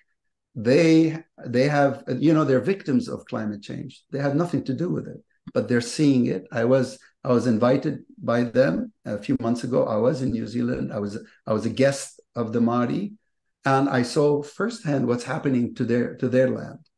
So they're worried about what's happening to their whales. They're worried about their oceans, and they're worried about that climate change is forcing them to move away from their ancestral land. So what they're trying to do is build their blue economy, meaning take sell the ecosystem services of their nature to generate enough funding to be able to mitigate and adapt to what's happening. So I'm working very closely with my colleagues, with the Māori people. We're also working with the Bahamas government on selling the blue carbon of their seagrass. We are starting work in the Galapagos. We have work in Indonesia. We have worked with Saudi Arabia. They have an ambitious project in the Red Sea of basically restoring their mangroves, which is incredible. So I work with governments, we work with indigenous people, but it's always with the same intention. Intention, not hopeful, but with it. One is never sell the asset. The money has to come back to look after nature in perpetuity. And the money has to come back by design to look after the stewards of nature. These are the local communities and the indigenous people in perpetuity. Yes. Thank you. Thank you so much, Dr. Chami, for answering my questions and for your dedication to actually save us from the mess we put ourselves in. Can you take a few questions from the audience? Delighted. Your time allow. Okay. I thought I spoke so much. Probably I put most people to no, sleep. There are questions. Well, for those who like to ask Dr. Chami a question, you can use the reactions button on the bottom of the screen or leave it in the chat box. And I have Dr. Saleh Nsouli, former director at the IMF, who would like to address you. You can unmute yourself, Doctor. Go ahead, Dr. Nsouli. Wow. Thank you, Dr. Loubna. Thank you, Ralph. This is a fascinating episode. Dealing with an urgent issue that should mobilize everyone who cares about protecting the environment, not only for our generation, but for future generations. And thank you, Dr. Loubna. for showcasing the important pioneering work on the environment that Dr. Ralph is doing. I must admit, I had the pleasure of working with Ralph at the International Monetary Fund. He always impressed me as one of the best and most creative economists in the institution. He took the lead at the IMF in bringing attention to environmental issues. And as we just heard, he is now pursuing these issues with fervor and determination. So I'm going to ask him 3 questions. Let me start with the first one, which relates, in fact, to the International Monetary Fund. The IMF established a year ago the Resilience and Sustainability Trust that is intended to support environmental issues at the country level. What are your views, Ralph, about the effectiveness of this initiative? This is my first question. I will let you answer it before going on to the next one. First of all, I'm honored that you took time to attend this. People may not know that Dr. Nsuli was the reason I joined the IMF. He's the person who played a key role in bringing me to the IMF. Okay, so in terms of the trust fund that was set up by the IMF, let me cut to the chase. I've my careful reading of what they've done, it's commendable, but we can, as they say in their own words, more needs to be done. In particular, this remains more of a debt instrument, if you think about it, what this trust does. Basically, it's helping countries to deal with, adapt and mitigate to the climate change risk. But really what we need, if I put the IMF hat on, our macro framework needs to change. Our macro framework itself does not have, and you know that more than anyone else, does not integrate a living nature into it. So I see the role of the IMF is going back to the drawing board and saying, how can we integrate everything that I was talking about, the value of a living nature, into our framework? Because when we integrate the value of a living nature, for us, a practical term as economists, that means the balance sheet of the government would show on its asset side a value. For example, imagine now the Bahamas, right? The Bahamas is looking possibly at $150, $170 billion. They don't know how to account for it on their fiscal table. They need, as you know very well, the IMF is the one that gives the countries what the macro framework ought to be. We do not have that yet. So the membership is racing ahead of us, saying, okay, everyone is telling us, the markets are telling us that our nature is not only nature, it's an asset. And if we can establish its ownership, like in the Bahamas, nature is owned by the government, asset plus ownership becomes capital. So it should enter the balance sheet of the government. Where is the IMF in it, Dr. Nsuli? The IMF should be giving that advice, that if you do this, this is the way to do it. And it enters your balance sheet, because when it enters their balance sheet, it changes their net worth. It will change their debt sustainability analysis. It will have a knock-on effect on the monetary side, on the real side, on everything. Everything changes once you tackle the fiscal. That is missing. So when we talk about the trust fund, yes, I understand from a relief point of view. But the IMF is much more than that. We have the mandate on the macro model. Where are we on that? That is, if you want an action, to my mind, if I were, back in the institution, I would be pushing to integrate natural capital into the macro framework and coming up with a new, the real framework that would integrate the value of a living system, thereby changing the life and times of all of our membership. That's one. Another thing the IMF could do, when I was at the IMF until recently, we're the ones going out telling the world, the minimum price of carbon ought to be $50 and $78. Why don't we put our money where our mouth is? Why don't we go out and purchase the carbon at 78, whatever the price we have decided? Why? Because right now, what we see in the market, many prices. If you're Kenya, you get $2, $5 per ton. If you are in Europe, you get $100 per ton. If you buy a carbon from a carbon capture machine, the owner of that machine is getting $1,200 a ton. Dr. Nsuli, we have prices all over the place. How are we going to converge on fighting climate change if the global south is getting the worst price and the global north is getting the best price? How are we going to converge? So we are the IMF, right? We are telling the people, the countries, this is the price that ought to be. Why don't we put our money where our mouth is? We establish the floor. We have the resources. We just go out and say, we can go to indebted countries and say, you owe us this much. We're going to buy your carbon. Voila. We can do it. Why don't we do it? That's above my pay grade, as we used to say at the fund. But these are things we can do. One is modify that.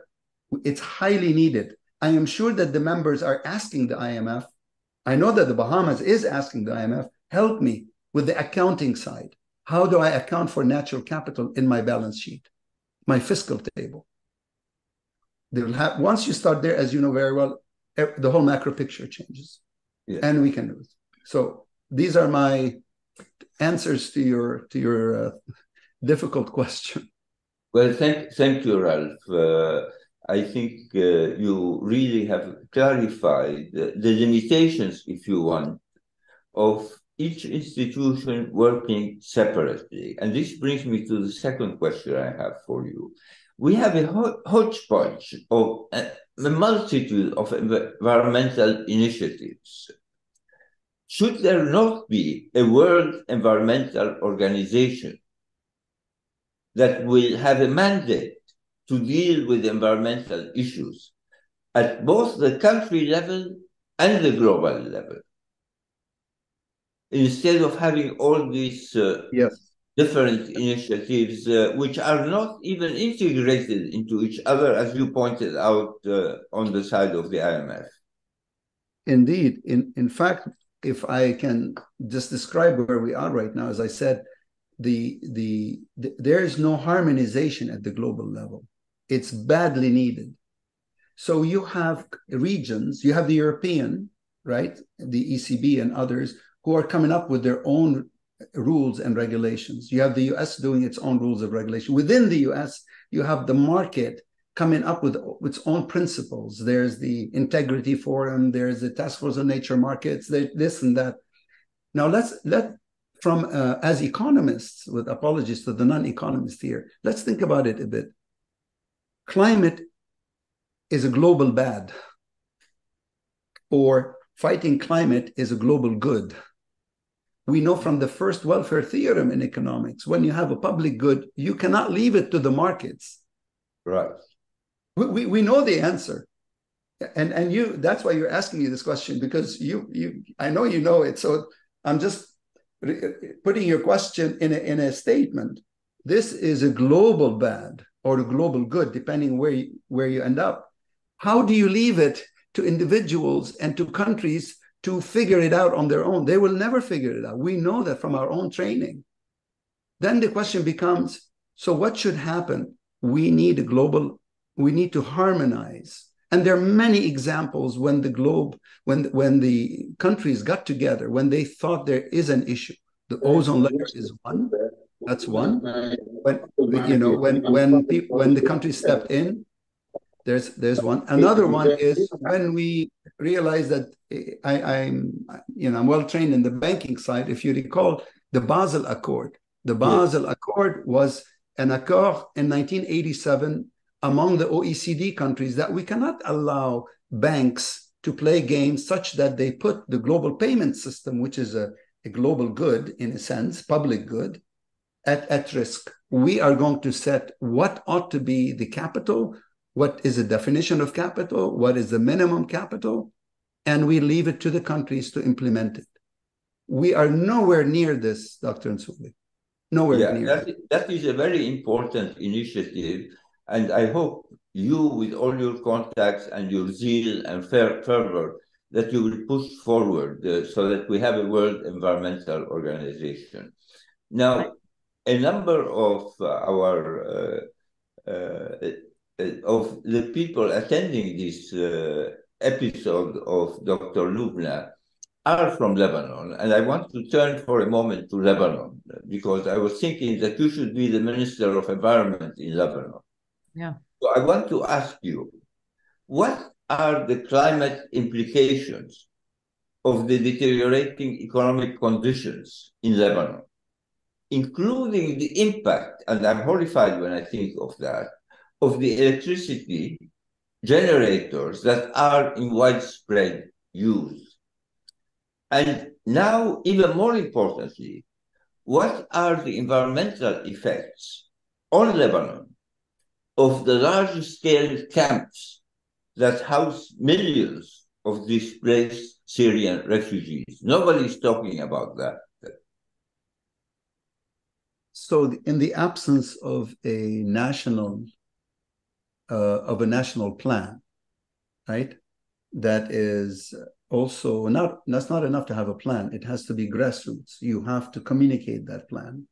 In the absence of any such thinking, when people are living in a sense of being preoccupied with, do I have enough money to get bread, to buy water, to this, that, no one is thinking about the climate. It's for them is a luxury. So you cannot leave it to the people. Of course, some people are motivated to do the right thing, but there's an abdication of a plan, of a serious plan, as to what is the impact of all that you are saying on Lebanon. And it's very clear what it is. Climate and health are very much linked. The climate calamity, when you have people, rather than the government or providing the electricity and the power, you have these individuals who are market solution to a public goods problem, then the individual who's operating the generator is not concerned with the environment. He's just concerned with his pocket. How much money is he going to make? I would not even expect him to, because then he has to be educated and he has to feel the pain for the whole country. And we know from the first welfare theorem, it fails. So the impact is definitely health. I wouldn't be surprised, and we have Dr. Loubna here, if the cancer rates and other ailments are skyrocketing in Lebanon. Pollution of the water table, pollution in terms of the food, what we grow, pollution of the air, all of these things must be rampant. And that leads to social implications, right? And people can't afford, so there's impact on the budget, direct impact on the budget in terms of the cost of medication, cost of medicine, hospitals, all these things, they're domino effect. And of course, when you're impacting the society, there's a security impact to this, because it leads to crisis, it leads to problems, let alone when you have a problem of refugees who are displaced from their own land, arriving in the country, in a country that's already reeling from its own predicament, having additional mouths to feed, additional people who are living in very bad conditions, right? So health problems galore, they multiply. But all of this is to say, I'm not saying probably some that your audience doesn't know, but there is definitely a need. That's the problem with climate. Climate impacts our distributions. They used to be long-term. Political cycles are short-term. That's why politicians play the game of, kicking down the can, because they think not on my turf. And that's why climate solutions were never really dealt with, because politicians are looking at 1 year, 2 year, 3 year, especially in fragile states, months could be. So no one wants to take the tough decision. That's why when I work with the Mahri, I've learned that they think intergenerationally, they think long-term. That's the way they conduct their business. We in Lebanon, in particular, do not have the political stability and that you can see its implications of it in dealing with something as serious as climate and its impact on the people, on Lebanon's future. Now, I am an optimist by nature. So let me put it this way. Can we take this paradigm to Lebanon? And the answer is yes. Let me tell whoever is listening, how would we do something like this? Here's my challenge to you. We can our mountain is the mountain, the temple from which the Temple of Solomon was built, the cedars of Lebanon. So where are we from there? So we can replant the country and be paid for it by the rest of the world, if we are serious. Because why? Because communities are doing it now. They're being paid to replant because the world needs more trees. The world needs cleaner oceans. So we can replant and get paid for it, meaning it will not cost us. So we will get the trees back, the forest back, the life in the forests back, our environment back, our Lebanon back. We can clean our ocean, our sea, our Mediterranean, and get paid for it. These are carbon credits. So I can give you a practical plan, but what it needs is a chaperone. It needs someone to adopt it. And if these assets, be it the forests and the ocean, are government owned, then the government has to do it. Individuals cannot do it because the markets are going to say, who owns this asset? Who's going to sell me the carbon? Mm-hmm. Who am I dealing with? So yes, currently it looks quite dire. And of course, in this political gaming that is going on in the country, no one is thinking about the public good aspect of the climate. It's an afterthought. But really, unfortunately, nature is not waiting for anyone. That's what people don't understand. We can play gamemanship among ourselves, but nature, you cannot play games. Nature is coming. It's saying, you need to look after me so I can continue to look after you. You need to wake up. Thank you, Ralph. Thank you so much. Thank you, Dr. Nsouli. Well, we shouldn't forget that we have a critical resource in Lebanon, and that is water. We get between 2 to 4 billion cubic meters of surface water per year, and it's being grossly mismanaged and wasted. Thank you. I'm going to go next to Mer Takoro. Thank you so much for your patience. You can go ahead. Kia ora, tēnā koutou, greetings, assalamu alaikum. It's lovely to be here. I really enjoyed the conversation, Ralph, and thank you, Dr. Loubna, for your amazing questions. Just before I do ask my question, I want to acknowledge two of our ancestors, actually, Maui and Rata, that we talk about came from Lebanon. So we do believe we have a connection to you all. And but my question really is around the carbon markets and the evolution of the blue nature markets that are coming. So we know that there's an inequity in terms of the pricing model between the north and the south. But how is this new blue nature market an opportunity to rectify some of those pricing issues, but also further, how can we look at this as an opportunity for countries that don't want to engage with the loss and damage argument, countries like America, who have made it clear they're not going to pay reparations? How could this be an alternative solution that countries like America could actually invest in, as opposed to just simply giving money through reparations? Wow, another great question. Okay, so let's put it this way. The industrial countries are the ones who are most concerned with, because they have the luxury of the time and the stability to think about the climate calamity and the death of nature and so forth. The South is in many cases the living hand to mouth. They're surviving. They're not actually living. So it's very hard for them to envision, what the climate is and what to do about it. Plus, there's also the knowledge itself. There are knowledge gaps. But what I'm really trying to say is there's an opportunity here for the global South to go to the global North and say, okay, yes, there's loss and damage. Yes, there's social injustice and all that stuff. But you need something that we have. You need something that we have. You need to sequester carbon. You don't have enough on your side to do it. We, the global South, have the assets. We have the natural assets to do so. See, then it's a value proposition.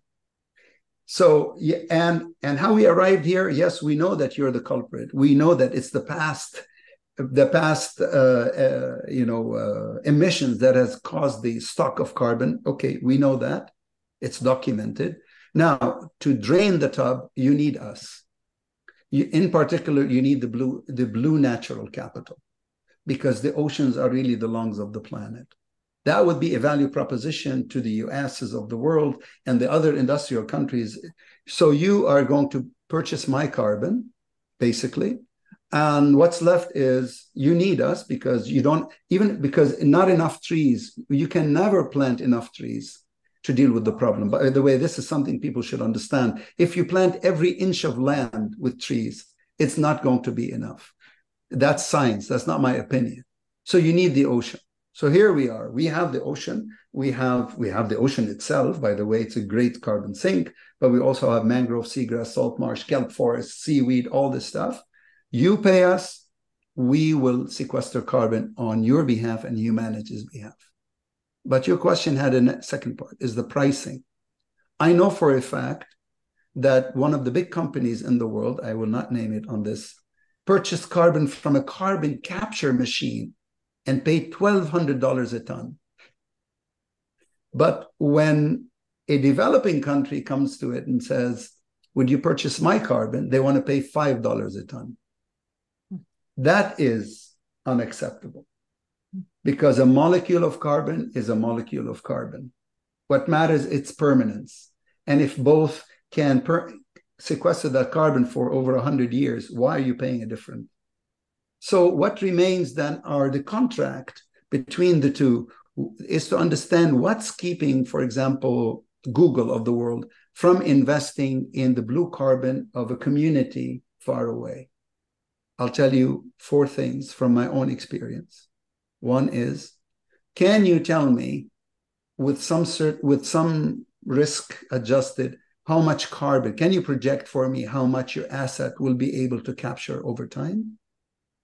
2, do you own that asset? So the communities have to be able to show with certainty that they have provenance, that they own the asset. 3, how do you verify that the asset is doing what it's supposed to be doing? What is the verification methodology that's going to be used? And 4, how do you protect our investment? If I'm Google and I'm buying your carbon over time, how do I make sure that that you won't change your mind a year or 2 and remove all that seagrass and put a marina? Now, in the case of the Mari, I believe you solve all 4 problems.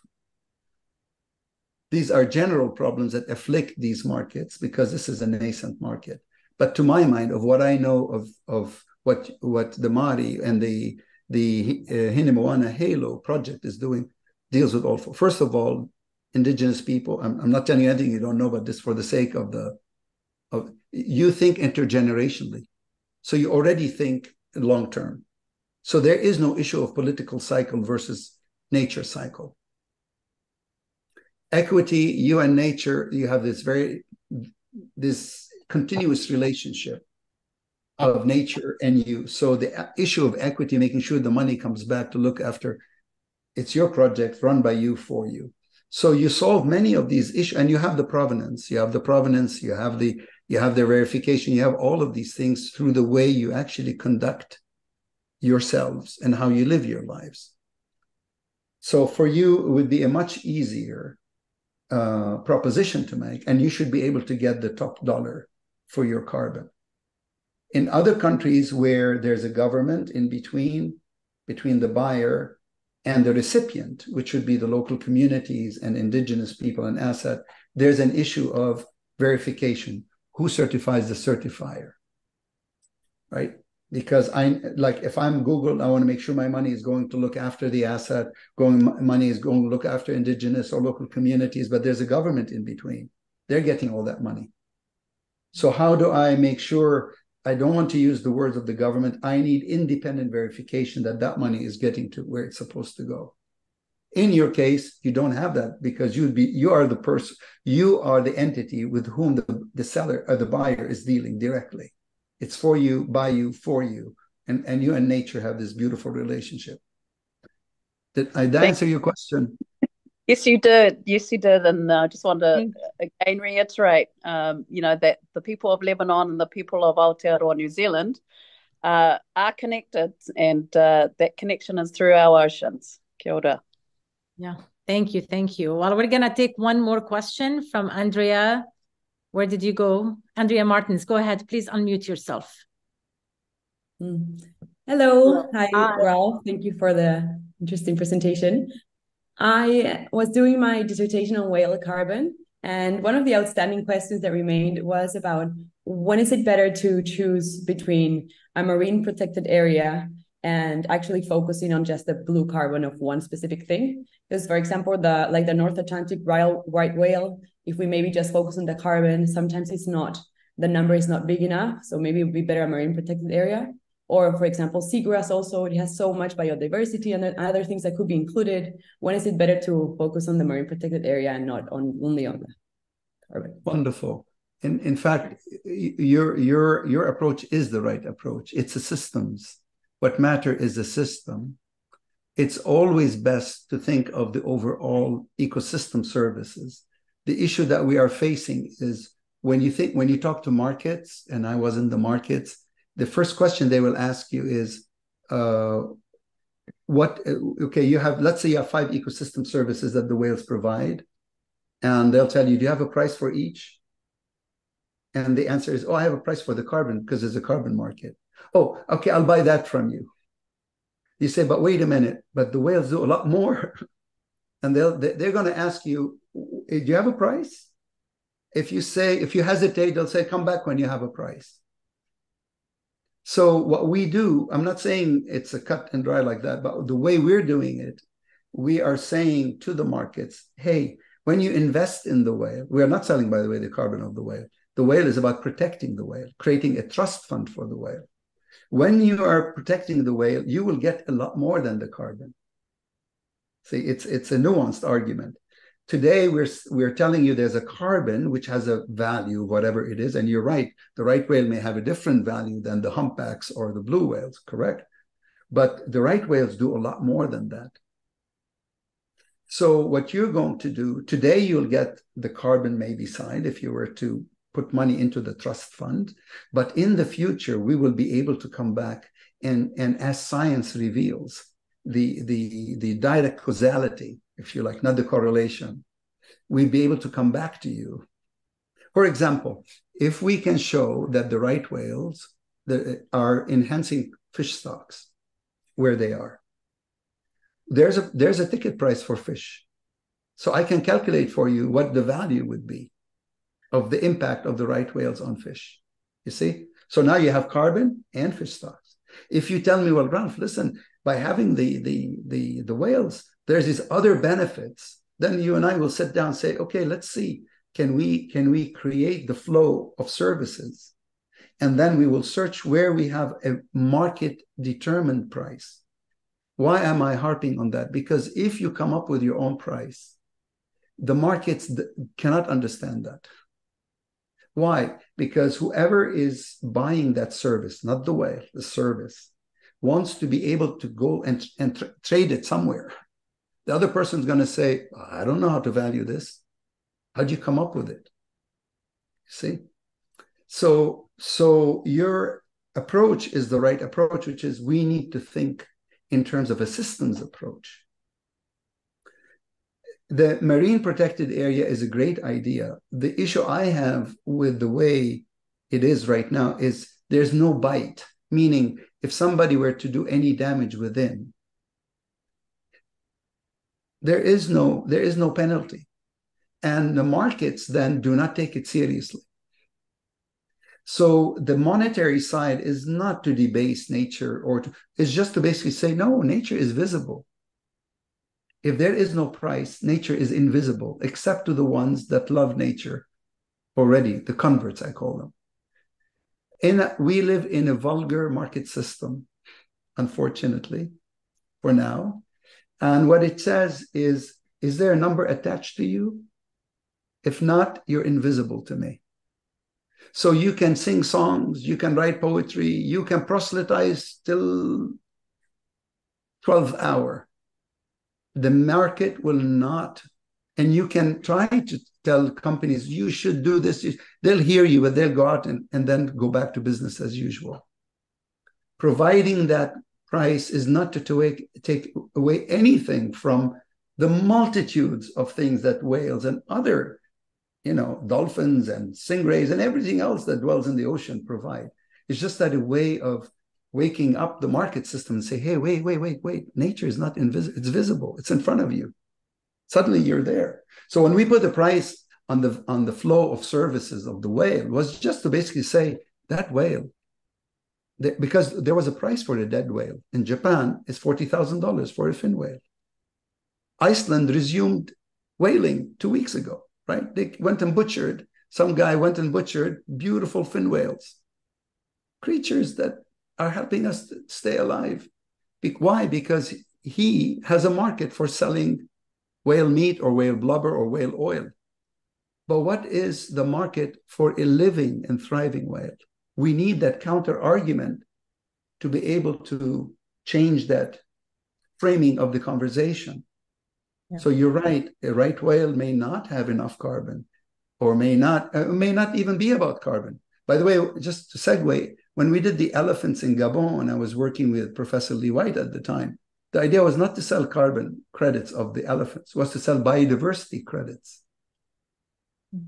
akin to the whale, because the science was advanced enough there to be able to calculate what is the percentage in terms of fertilization, in terms of, and that's Fabio Berzaghi's work, right? You can see his papers in Nature, where he calculates the deltas for each of those ecosystem services. And from there, I could map it into market pricing and market services. Did I answer your question?